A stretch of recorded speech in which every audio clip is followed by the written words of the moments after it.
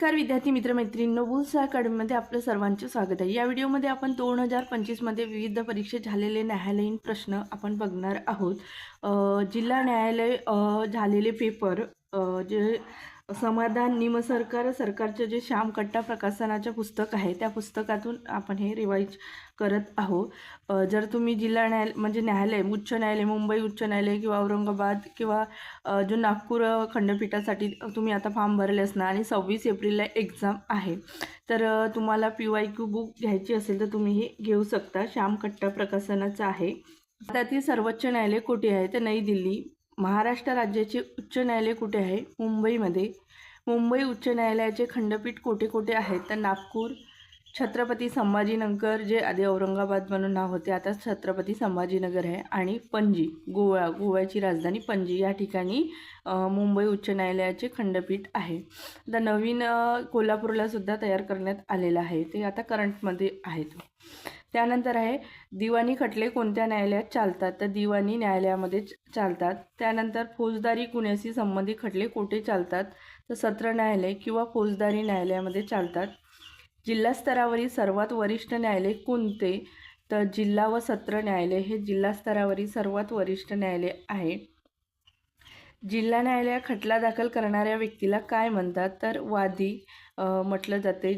न्यायालयात खटला दाखल करणाऱ्या व्यक्तीला काय म्हटलं जाते? वादी, प्लॅंटिफ असं लिहिलं आहे। ज्या व्यक्तीविरुद्ध खटला दाखल केला जातो त्याला काय म्हणतात? तर प्रतिवादी, डिफेंडंट।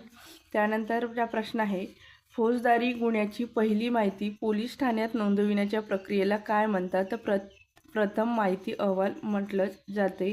FIR first information report. त्यानंतरचा प्रश्न आहे न्यायालयाने एखाद्या व्यक्तीला न्यायालयात हजर राहण्यासाठी काढलेल्या आदेशाला काय म्हणतात? तर समन्स म्हणतात। आरोपीला अटक करण्यासाठी पोलिसांना न्यायालयीन परवानगी आवश्यक असते, त्या परवानगी पत्राला काय म्हणतात?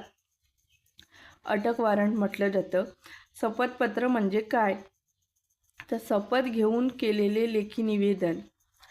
शपथपत्र म्हणजे काय? तर शपथ घेऊन केलेले लेखी निवेदन, त्याला इंग्रजीमध्ये ॲफिडेव्हिट असं म्हटलं जाते। न्यायालयात सरकारची बाजू मांडणाऱ्या वकिलास काय म्हणतात? सरकारी वकील। त्यानंतरचा प्रश्न आहे न्यायालयीन कामकाजाची नोंद ठेवणारे आणि दस्तऐवज सांभाळणारे कर्मचारी कोण असतात? तर लिपिक।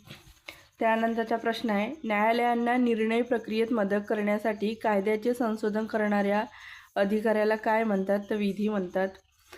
न्यायालयाचा शिक्का आणि दस्तऐवज जपून ठेवण्याची जबाबदारी कोणाची असते? लिपिक आणि संबंधित न्यायालयीन कर्मचारी। त्यानंतरचा प्रश्न भारतीय राज्यघटनेचे शिल्पकार कोणाला म्हटले जाते? तर डॉक्टर बाबासाहेब आंबेडकर यांना म्हटलं जाते। लोक अदालत म्हणजे काय? तर सामंजस्याने आणि तडजोडीने प्रकरण मिटवण्यासाठी आयोजित केलेली विशेष न्यायालय त्याला लोक अदालत म्हटलं जातं। भारतीय दंड संहितेला इंग्रजीत काय म्हटलं जातं? तर इंडियन पेनल कोड IPC म्हटलं जातं। जनहित याचिका म्हणजे काय? कोणत्याही नागरिकाला किंवा संस्थेला सार्वजनिक हितासाठी न्यायालयात दाद मागता येते, त्याला जनहित याचिका म्हणतात। भारतीय राज्यघटनेनुसार कायद्यासमोर सर्वजण समान आहेत, हे कोणत्या कलमात नमूद आहे? कलम 14। उच्च न्यायालयाच्या न्यायाधीशाची नेमणूक कोण करतात? तर राष्ट्रपती। भारताचे सरन्यायाधीश आणि संबंधित राज्याच्या राज्यपालाच्या सल्लामसलत करून उच्च न्यायालयाच्या न्यायाधीशाची नेमणूक राष्ट्रपतीद्वारे होत असते। त्यानंतरचे प्रश्न बघूया पुढील। अटकपूर्व जामीन कोणत्या न्यायालयात मागता येते? सत्र न्यायालयामध्ये किंवा उच्च न्यायालयामध्ये। दिवाणी प्रक्रिया संहिता कोणत्या प्रकारच्या खटल्यांना लागू होते? तर मालमत्ता करार, वारसा हक्क यासारख्या दिवाणी खटल्यांना दिवाणी प्रक्रिया संहिता लागू होते। फौजदारी प्रक्रिया संहिता कशाशी संबंधित आहे? गुन्हेगारी प्रकरणाची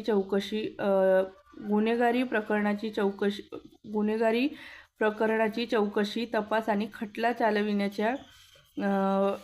चालविण्याच्या प्रक्रियेशी संबंधित फौजदारी प्रक्रिया संहिता आहे। त्यानंतर साक्षीदाराला न्यायालयात साक्ष देण्यासाठी पाठवलेल्या अधिकृत पत्राला काय म्हणतात? साक्षी समन्स म्हटलं जातं. लोक अभियोजक कोणाचे प्रतिनिधित्व करतात? फौजदारी खटल्यामध्ये राज्याचे प्रतिनिधित्व करतात. खटल्याची सुनावणी म्हणजे काय? न्यायालयात दोन्ही बाजूचे म्हणणे ऐकून घेतले जाणे आणि पुरावे तपासले जातात त्या प्रक्रियेला सुनावणी म्हणतात. स्थगिती म्हणजे काय? तर न्यायालयाच्या कामकाजाला किंवा एखाद्या आदेशाला तात्पुरते थांबवणे. जामीन म्हणजे काय? आरोपीला खटल्याच्या सुनावणी दरम्यान काही अटीवर तात्पुरते तुरुंगातून सोडणे, त्याला जामीन म्हटलं जाते. एखाद्या खटल्याचा निकाल लागल्यानंतर त्यावर वरिष्ठ न्यायालयात दाद मागण्याच्या प्रक्रियेला काय म्हणतात? तर अपील म्हटलं जातं. न्यायालयाच्या आदेशाचे पालन न केल्यास कोणती कारवाई होऊ शकते? न्यायालयाचा अवमान केल्याबद्दल कारवाई होऊ शकते. न्यायालयीन कोठडी आणि पोलीस कोठडी यात काय फरक आहे?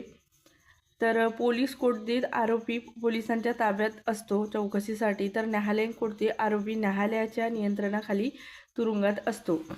वकीलपत्र म्हणजे काय? पक्षकाराने आपल्या वकिलास खटला चालविण्यासाठी अधिकृतपणे दिलेली परवानगी. भारताचे सरन्यायाधीश कोण आहेत? तर आता म्हणजे इथं न्यायाधीश भूषण गवई दिलेले आहेत, आता हे नाही आहेत, आता दुसरे आहेत. म्हणजे 2025पर्यंतच कार्यकाळ होता. 2026पासून सूर्यकांत हे काय आहेत? सरन्यायाधीश आहेत. ग्रामीण न्यायालय कायदा कोणत्या वर्षी संमत झाला? 2008ला. माहिती अधिकार कायदा कोणत्या वर्षी लागू झाला? 2005ला. भारतीय राज्यघटनेत एकूण किती परिशिष्ट आहेत? तर 12 परिशिष्ट आहेत.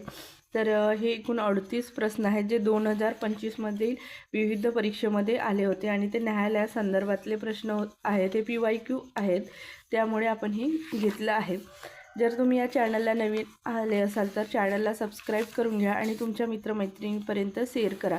आणि तुम्ही म्हणजे उच्च न्यायालयाचं फॉर्म भरलं असणार तर जर तुम्हाला PYQचा अभ्यास करायचा असेल तर श्याम कट्टा प्रकाशनाचं हे जिल्हा न्यायालय म्हणजे झालेले पेपर म्हणून पुस्तक आहे, तर ते तुम्ही घेऊ शकता. ॲमेझॉन, फ्लिपकार्ट वगैरेवर सुद्धा हे उपलब्ध आहे. हा व्हिडिओ इथंच थांबवते. धन्यवाद.